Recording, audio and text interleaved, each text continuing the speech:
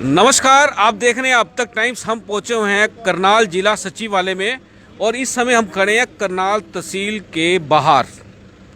दोस्तों, आपको मालूम है कि करनाल में जो स्कैम हुआ है उसको लेकर पूरे शहर में हलचल मची हुई है, झंझनाहट पैदा हो चुकी है।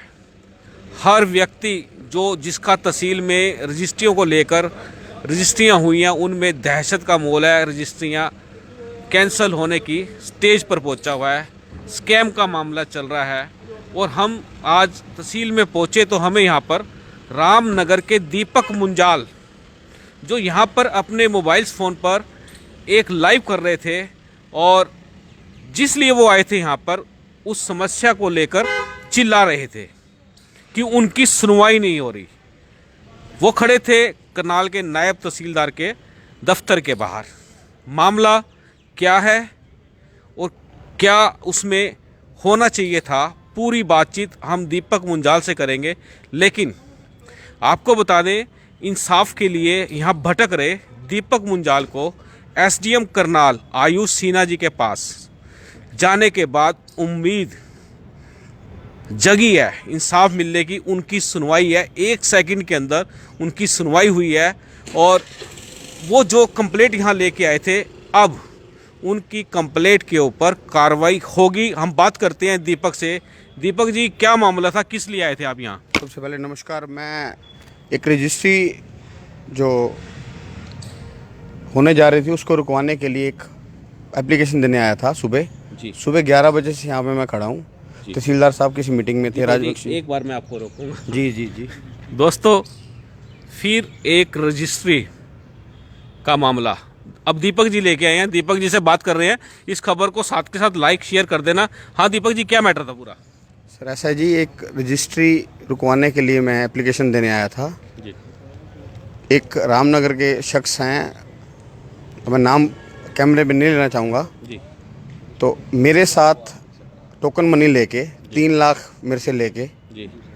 किसी और के नाम बयाना कर देते हैं, किसी मेरे रिश्तेदार के नाम पे।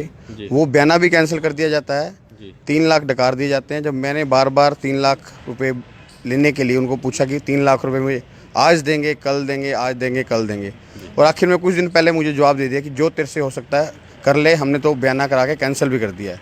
बयाना भी अपने आप करा रहे हैं, कैंसिल भी अपने आप करा रहे हैं, पैसे मेरे। उसी बाबत आज मुझे किसी अज्ञात सूत्रों से पता लगा कि उस मकान की रजिस्ट्री होने जा रही है जी। तो मैं सुबह 9 बजे से एडवोकेट साहब के पास गया, तो उन्होंने बोला सबसे पहले जाके आप राजबख्शी के पास या तहसीलदार साहब के पास उसको रजिस्ट्री को रुकवाइए। सर सुबह से एक टांग पे खड़ा हूँ, ना मैंने पानी पिया है, ना मैंने सुबह का नाश्ता किया है, ना मैंने दोपहर का भोजन किया है। ठीक है, सिर्फ यही कि तहसीलदार साहब कहीं निकल ना जाए, वो किसी मीटिंग में व्यस्त थे।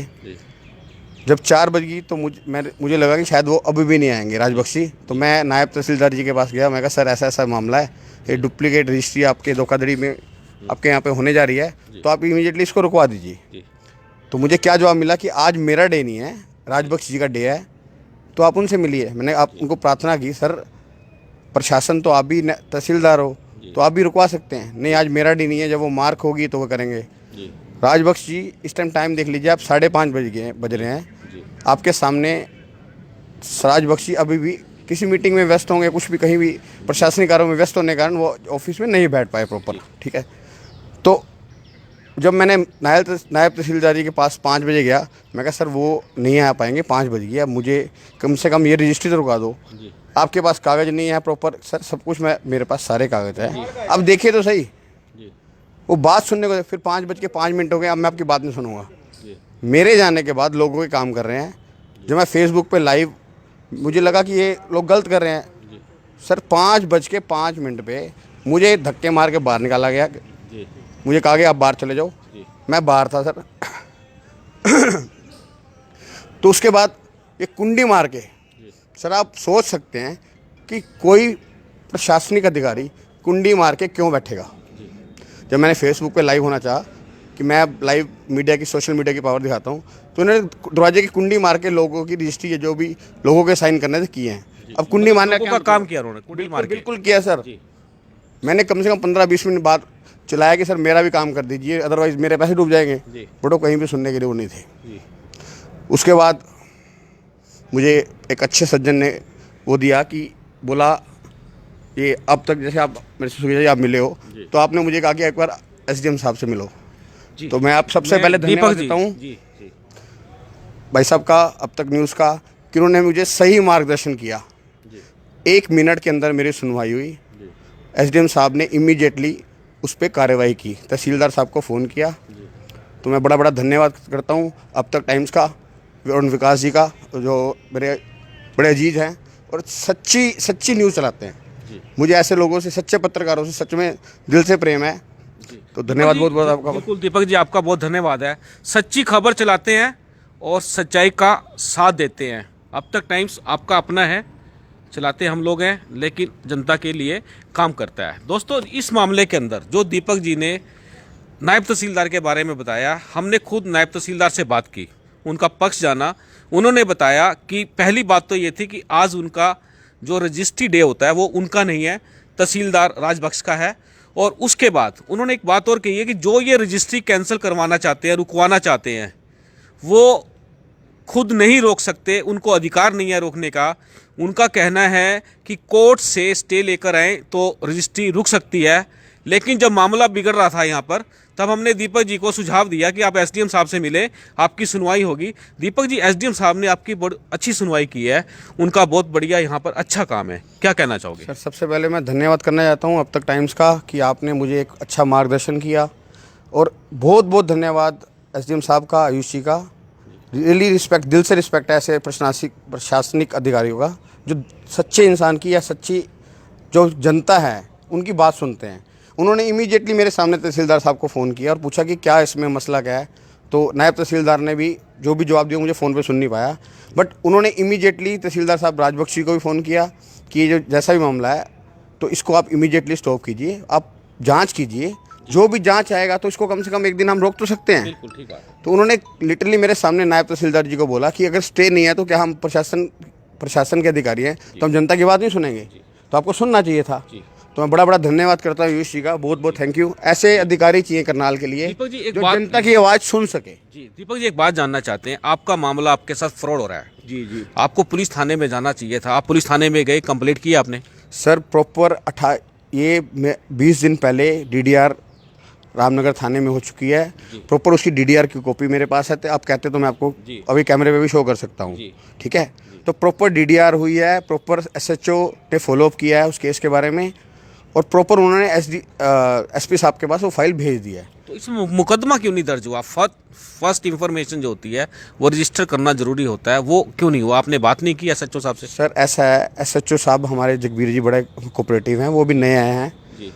20 दिन पहले की कंप्लेंट, आप सोचिए, 20 दिन पहले की कंप्लेंट थाना रामनगर में गई है। वो भी बड़ी मुश्किल से 3 दिन पहले मैंने हाथ जोड़ के 20-1 की कंप्लेंट है, और जो जाके DDR उन्होंने की है 16-1 में, 15-1 में। तो मुझे तो तभी दुख होता है कि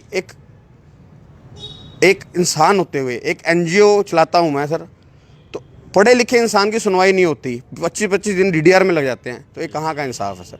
जी दोस्तों, इंसाफ के लिए लोगों को भटकना पड़ रहा है, लेकिन प्रशासन के अंदर SDM करनाल जैसे भी अधिकारी होते हैं जो 1 सेकंड में लोगों की समस्या को सुनते ही उस पर तुरंत कार्रवाई कर देते हैं। हम बात कर रहे हैं दीपक जी के साथ इसी मामले के अंदर। दीपक जी का कहना है कि उन्होंने पुलिस में कंप्लेंट दी है, लेकिन अभी तक केस रजिस्टर नहीं हुआ, केवल मात्र DDR हुई है। तो आप इस मामले को लेकर SP साहब से मिलिए, क्योंकि SP साहब भी करनाल के अंदर बहुत अच्छा काम कर रहे हैं, क्या कहना चाहोगे? सर, मैं SP साहब को 2 बार मिल चुका हूँ। एक थ्रेटन का मामला, उसके बारे में मैंने बात की थी। आप इस मामले की बताएं पहले। इस मामले में भी मैं SP साहब को बोला है, तो वो कह रहे हैं कि मैं SHO रामनगर को, उन्होंने अपने रीडर को आदेश दिए हैं कि वो इस मामले की जांच की जाए। तो इस सब पेपर्स देखिए आप, DDR 20-1 में दी है। आप देखिए, मैं कैमरे के आगे दिखा देता हूँ। 20-1 की कंप्लेंट है, 20-1-2021 देखिए, जो रजिस्टर्ड हुई है 15/2 को। आप देखिए, ये क्लियर है, 15/2/2021 को इस अंडर सेक्शन के मुकदमा DDR हुई है। 20-1 के बाद एक बात बताइए आप भी सुखीजा साहब, अच्छे पत्रकार है। 20-1 के बाद 25 दिन तक कोई सुनवाई नहीं हुई जी जब एसपी साहब से मिलो तब जाके थोड़ी बहुत सुनवाई हुई और ये डीडीआर कटी है सर। जी। तो आप बताइए, एक पढ़े लिखे इंसान को धक्के खाने पड़ रहे हैं, जो सब रूल्स जानता है, वो सब प्रशासनिक। सर आप देखिए, मैंने एक एनजीओ चलाता इसका मतलब तो ये हुआ जो व्यवस्था बनी है वो सुचारू रूप से नहीं चल रही है। बिल्कुल भी नहीं सर चल रही, बिल्कुल भी नहीं चल रही। तो क्या बात करोगे, हरियाणा के मुख्यमंत्री इसी क्षेत्र से हैं, उनसे कोई अपील करना चाहोगे कि ऐसी जो व्यवस्थाएं हैं उसको सुचारू रूप से चलाया जाए? सर ऐसा जी, खट्टर साहब से मैं पहले भी अनुरोध कर चुका हूँ। सितंबर 2020 में मुझे कोविड हुआ था, तब भी प्रशासन ने मेरे साथ खिलवाड़ किया था। ठीक है, मेरी कोई रिपोर्ट ना मुझे, तब भी करनाल के आईएएस नीरज कादयान जी का मेरे पास व्हाट्सएप आया, उनकी कॉल आई कि हम लोग इस मैटर को देखेंगे। आप देखिए, मुझे कोरोना होने के बावजूद कोई अधिकारी मेरे पास नहीं आया, कोई नोटिस बोर्ड नहीं चिपका मेरे वहाँ पे। आप देखिए, तो मैं खुद क्वारंटाइन हुआ जाके 12 दिन एक अलग कमरे में, कि ताकि मेरे कारण किसी और को ना फैले। तब भी मैंने हाथ जोड़ के मुख्यमंत्री खट्टर साहब को बोला था, जी प्लीज़ खट्टर साहब इस तरफ देखिए, आपका प्रशासन क्या कर रहा है। तब भी कोई सुनवाई नहीं है सर, अब भी वही का वही मैटर है। तो इसका मतलब आम लोग क्या करते हैं? आप विश्वास कीजिए सुखीजा जी, मैंने कम से कम 5000 मास्क, 200 दर्जन सैनिटाइज़र की बोतल्स ये करनाल प्रशासन को दी है। हर मौके पे मैं कुछ ना कुछ करनाल प्रशासन के लिए करता रहता हूँ, पुलिस डिपार्टमेंट के लिए करता रहता हूँ, कि वो लोग हमारे फ्रंटलाइन सोल्जर हैं। आप किसी भी थानेदार से पूछ लीजिए कि हमेशा हर मौके पे, इवन 26 जनवरी जो गया अभी, मैंने अपने बोरी अपना वो गाड़ी फ्रूट से भर ली कि सब लोगों को खिला गया, तो बेचारे सुबह के भूखे होंगे। मैं गाजर पाक तक बना के सुबह सुबह खिलाया था। जी, बात एक समाज सेवक की अगर बात करें, समाज सेवक जो समाज की सेवा में लगा हुआ है उसको भी इंसाफ नहीं मिल रहा है। कहीं ना कहीं व्यवस्था में बहुत बड़ी चूक है। हम भी चाहेंगे, हरियाणा के मुख्यमंत्री जी से मांग करेंगे कि इस व्यवस्था को तुरंत प्रभाव से दुरुस्त कर दिया जाए। और दीपक जी से जो हम बात कर रहे थे, हम चाहेंगे इस खबर को आप अधिक से अधिक लाइक शेयर कर देना। दीपक जी, आप लास्ट में क्या मैसेज कहोगे, कि जनता को क्या कहना चाहोगे? सर मेरी हाथ जोड़ के प्रार्थना है, देखिए मैंने 3 मामले दर्ज खिलाए हैं अपने अगेंस्ट। उसमें मुझे क्या मिला, 28/10 को 2020 को सदर थाने में मेरा वो पेंडिंग चल रहा है, वहाँ भी धोखाधड़ी हुई मेरे साथ। 28/10/2020 को मामला दर्ज होने के बाद आज तक उस पर कोई कार्रवाई नहीं हुई। आप सुखीजा साहब खुद समझ सकते हैं कि क्या एक पढ़े लिखे एनजीओ चलाने वाले, जो करनाल प्रशासन सब कुछ जानता है, उसके साथ ये हो रहा है। अब देखिए, 21 दिन के आपके सबूत दे दिए, मैं उसके सबूत भी आप कल पेश कर दूंगा। अब दीपक जी, आपने हमसे बात की, आपने पूरी अपनी जो पीड़ा है वो बताई है। और दोस्तों, हम दीपक जी की स्वयं मदद करेंगे, उनको इंसाफ दिलाने का प्रयास करेंगे। आप देख रहे हैं अब तक टाइम्स। मैं हूं विकास सुखीजा अपने साथी कृष्ण के साथ। नमस्कार, जय हिंद, जय भारत।